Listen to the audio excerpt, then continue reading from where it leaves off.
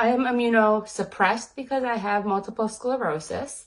In addition, I'm a breast cancer survivor and diabetic. If you are to measure me on the BMI charts, I'm definitely considered obese. It's just very scary to have all these underlying conditions and knowing so little about this virus. I'm a yoga instructor and a yoga practitioner, and so I've still been able to practice.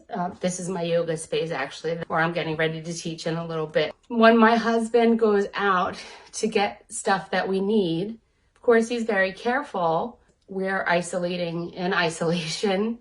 He said that he could never forgive himself if he gave me COVID. And we don't know because he could be asymptomatic.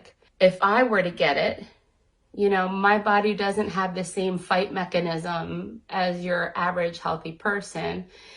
If I end up in the hospital, there's a possibility that I could end up on a ventilator, and with shortages and things like that, it scares me that hospitals and doctors are having to make decisions about which patients are more worth saving, like who deserves the ventilator and who doesn't. The truth of the matter is if I catch COVID, I could die. And that is very scary for me. I'm 48 years old and I am not done with my work yet on this planet. So as somebody who is among the highly vulnerable population, is very important because other people are not taking it seriously enough.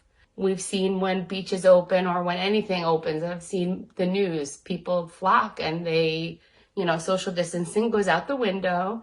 The more people have it and then we have to get through another wave of it, it just means that I'm going to be in isolation longer, which I'm totally prepared for. I understand everybody's going a little stir crazy and I'm included in that, but you have to find ways to manage it so that we can lose as few lives as possible and, ease up the pressure on our healthcare systems. I'm just begging everybody out there to please listen to the orders that are in place in your state and understand that this is not just you, it's greater than you.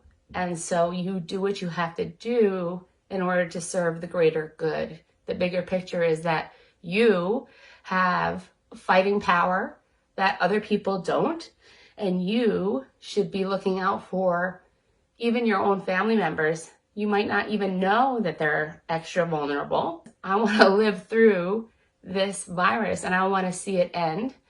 And I want to be able to hug every single person I love so hard and so long when this is all over. And I don't ever want to let go. And I hope that that is something that people who aren't vulnerable can also appreciate.